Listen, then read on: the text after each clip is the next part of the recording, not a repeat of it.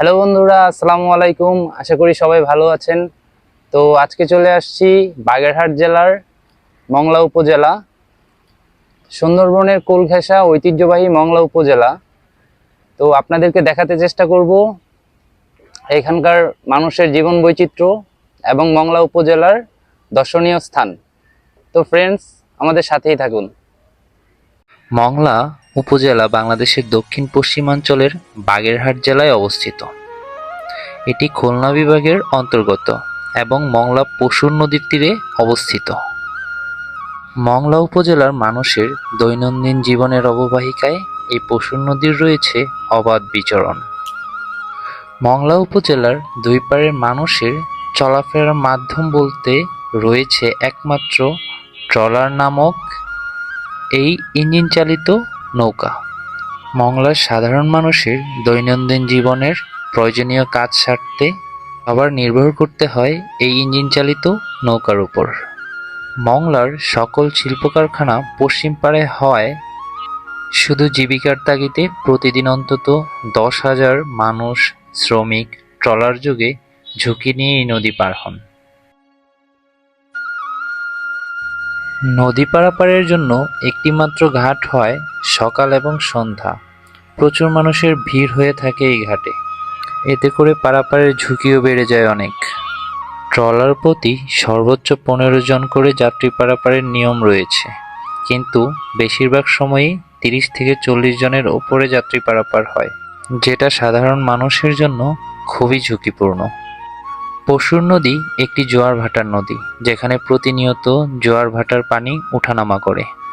জোয়ার ভাটা নদীর বাস্তুসংস্থানকে প্রভাবিত করে, যা মাছ এবং অন্যান্য জলজ প্রাণীর জীবনচক্রের জন্য খুবই গুরুত্বপূর্ণ। জোয়ারের সময় পানিতে থই থই করে চারদিক, আবার ভাটার সময় সব শুকিয়ে বিলীন হয়ে যায়। পশুর নদীর তীরবর্তী মংলা বাসস্ট্যান্ডের পাশেই অবস্থিত বাংলাদেশ পর্যটক কর্পোরেশন দ্বারা পরিচালিত হোটেল প্রসূর। নদীর নামের সাথে মিল রেখেই নামকরণ করা হয় হোটেলটির। আপনারা যারা সুন্দরবন ঘুরতে আসতে চান তাদের থাকার জন্যে খুব ভালো একটি চয়েস হতে পারে এই হোটেল প্রসূর। হোটেলটিতে এসি এবং নন এসি মোট কক্ষসমূহ রয়েছে 16টি। প্রতিটি কক্ষের ভাড়া 2500 থেকে 3800 টাকা হয়ে থাকে। কক্ষের সুবিধাগুলোর মধ্যে সকালের নাস্তা, টেলিভিশন, টেলিফোন, গরম এবং ঠান্ডা পানির সুব্যবস্থা এবং অন্যান্য আরও অনেক সুবিধা রয়েছে।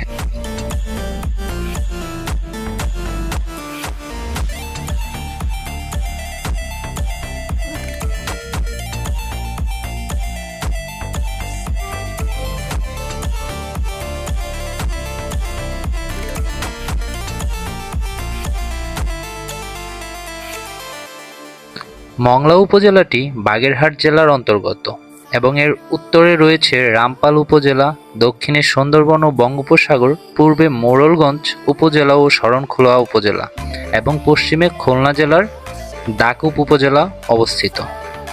মংলার সবচেয়ে উল্লেখযোগ্য স্থানের মধ্যে রয়েছে মংলা সমুদ্র বন্দর, যেটা বাংলাদেশের দ্বিতীয় বৃহত্তম এবং ব্যস্ততম সমুদ্র বন্দর। পশুর নদীর তীরে অবস্থিত এই বন্দরটি 1950 সালের 1 ডিসেম্বর যাত্রা শুরু করে। খুলনা শহর থেকে মংলা বন্দরের দূরত্ব প্রায় 48 কিলোমিটার। মংলা বন্দর একটি স্বায়ত্তশাসিত প্রতিষ্ঠান এবং এর নাম মংলা বন্দর কর্তৃপক্ষ। এখানে কার্গো হ্যান্ডেলিং, কন্টেনার ইয়ার্ড, গুদামজাতকরণ এবং অন্যান্য আধুনিক সুবিধা রয়েছে। বন্দরটির আধুনিকায়ন ও সক্ষমতা বৃদ্ধির জন্য বিভিন্ন উন্নয়ন প্রকল্প চলমান রয়েছে।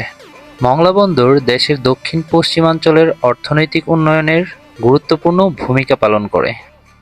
মংলা বন্দরের সাথে দেশের অন্যান্য অংশের উন্নত সড়ক ও নৌব্যবস্থা রয়েছে। মংলা বন্দরকে কেন্দ্র করে মংলা পোর্ট পৌরসভা গঠিত হয়েছে, যা 21.33 বর্গ কিলোমিটার এলাকা নিয়ে গঠিত। এই পৌরসভাটি মংলা উপজেলা, বাগেরহাট জেলায় অবস্থিত। মংলা বন্দরের পাশেই অবস্থিত মংলা ইপিজেড। মংলার রপ্তানি প্রক্রিয়াকরণ এলাকা ইপিজেড। বাংলাদেশের একটি বিশেষ অর্থনৈতিক অঞ্চল যা মংলায় অবস্থিত এবং মংলা বন্দরের সন্নিকটে অবস্থিত। এটি মূলত বিনিয়োগকারীদের জন্য একটি সুবিধাজনক স্থান, যেখানে শিল্প ইউনিট স্থাপন করে পণ্য উৎপাদন এবং রপ্তানির উদ্দেশ্যে কাজ করা যায়। 1998 সালে মংলা ইপিজেড প্রতিষ্ঠিত হয়। এটি প্রায় 323 একর জমির উপর প্রতিষ্ঠিত। মংলা ইপিজেডের কলকারখানাগুলোতে 3 ধরনের বিনিয়োগ রয়েছে: শতভাগ বিদেশি পুঁজি, বিদেশি এবং দেশি পুঁজির যৌথ বিনিয়োগ, শতভাগ দেশি পুঁজি। এই ইপিজেডের সর্বমোট শিল্প প্লান্টের সংখ্যা 190টি। মংলা ইপিজেডে বর্তমানে শ্রমিক সংখ্যা প্রায় 15,000-এরও বেশি। এটি একটি শুল্কমুক্ত এলাকা, যেখানে সম্পূর্ণ শুল্কমুক্তভাবে কাঁচামাল আমদানিকারক উৎপাদিত পণ্য সম্পূর্ণ শুল্কমুক্তভাবে বিদেশে রপ্তানি করা যায়। মংলার সুন্দর স্থানগুলোর মধ্যে উল্লেখযোগ্য হচ্ছে মংলা পিকনিক কর্নার। মংলা বন্দরের সংলগ্নে একটি সুন্দর স্থান, পর্যটকদের জন্য একটি আকর্ষণীয় জায়গা। এখানে নদীর তীরে পিকনিক করার জন্য সুন্দর ব্যবস্থা রয়েছে। সুন্দরবনের কাছাকাছি হওয়ায় প্রাকৃতিক সৌন্দর্যও উপভোগ করতে পারবেন। পিকনিক কর্নারটির অবস্থান একেবারেই পশুর নদীর কোল ঘেঁষে। নদীর তীরে হাজারো সারিবদ্ধ নারিকেল গাছ প্রাকৃতিক এক অপরূপ সৌন্দর্য ফুটিয়ে তোলে। তার পাশাপাশি পশুর নদীর এই অপরূপ সৌন্দর্য হাজারো পর্যটকের মন কেড়ে নিতে পারে। পশুর নদীর প্রধান সৌন্দর্য হচ্ছে প্রাকৃতিক পরিবেশ। এটির অবস্থান সুন্দরবনের কাছাকাছি। পশুর নদীটি খুলনা ও বাগেরহাট জেলার উপর দিয়ে বয়ে গেছে এবং এটি গঙ্গা নদীর একটি ধারা। পশুর নদী সুন্দরবনের কাছাকাছি অবস্থান হয় এখানকার জীববৈচিত্র্য বেশ সমৃদ্ধ। পশুর নদীতে নৌ ভ্রমণ করে সুন্দরবনের কাছাকাছি এলাকাগুলোতে ঘুরে আসা যায়, যা পর্যটকদের জন্য একটি আকর্ষণীয় অভিজ্ঞতা। মোট কথা, পশুর নদী তার প্রাকৃতিক সৌন্দর্য, জীববৈচিত্র্য এবং সুন্দরবনের কাছাকাছি অবস্থানের কারণে একটি আকর্ষণীয় এবং দর্শনীয় জায়গা।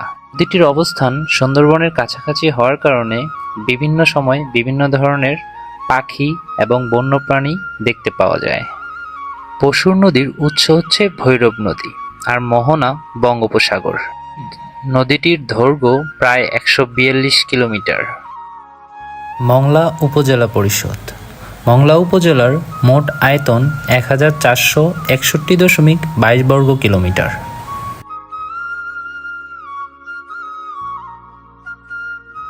মংলার আরেকটি উল্লেখযোগ্য বিখ্যাত নাম হচ্ছে মংলার বন্ধুখ্যাত ফাদার রিগান। তিনি ছিলেন একজন ইতালীয় ধর্মপ্রচারক, দার্শনিক, লেখক এবং অনুবাদক। বাংলাদেশের মুক্তিযুদ্ধে তিনি অসামান্য অবদান রেখেছেন এবং মুক্তিযুদ্ধের বন্ধু হিসাবে সম্মানিত হয়েছেন। ফাদার রিগান বাংলাদেশের মানুষের প্রতি গভীর সহানুভূতি রাখতেন এবং মুক্তিযুদ্ধের সময় তাদের পাশে থাকার জন্য নিজের জীবন উৎসর্গ করেছিলেন। তিনি মংলার দরিদ্র এবং অসহায় মানুষের জন্য কাজ করেছেন এবং তাদের জীবনযাত্রার মান উন্নয়নে অনেক অবদান রেখেছেন।